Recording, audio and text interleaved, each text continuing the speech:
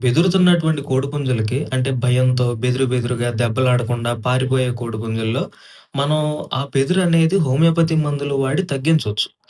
కాపోతే ఏంటంటే మనం అక్కడ లక్షణం గమనించాలి. లక్షణాలు ఎలాగుంటాయంటే చుట్టుపక్కల ఏదన్నా కోళ్ళున్నా, లేకుంటే మనుషులున్నా గాని విపరీతమైన భయంతో ఉంటాయి.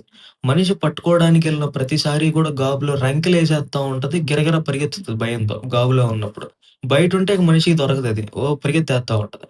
కోళ్ళేదన్నా, మనుషులేదన్నా దగ్గరుంటే కొన్ని కోళ్ళ బిహేవియర్ ఇలా ఉంటది.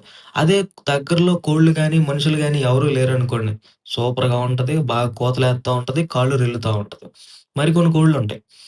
మనిషి పట్టుకుంటే మాత్రమే కోడి మొగిసిద్ది. కింద వదిలితే పారిపోద్ది. బాగా కోతలేయటం, పించెం ఇప్పటం మనిషి చేతిలో ఉన్నంత సేపే దాని వ్యవహారం అంతా. కొన్ని కోడిపుంజులుంటాయి. చేతిలో ఉంటే మాత్రం గిల లాగేసుకుంటా ఉంటది భయంతో.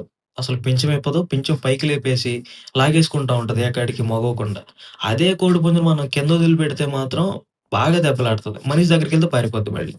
ఇలాంటి బెదురు, ఇలాంటి భయం బిహేవియర్‌లు మనం అప్పుడప్పుడు కోడిపుంజుల్లో చూస్తా ఉంటాం. ఇలా ఉన్నప్పుడు ఫస్ట్ ఆఫ్ ఆల్ ఆ బెదురుకి గల కారణం ఏంటని మనం అనలైజ్ చేసి, ఆ బెదురు యొక్క లక్షణం ఎలా ఉందనే దాన్ని బట్టి మందేయాలి. అప్పుడు ఆటోమేటిక్‌గా బెదురుతున్నటువంటి కోడిపుంజులో మంచి రిజల్ట్స్ చూడొచ్చు.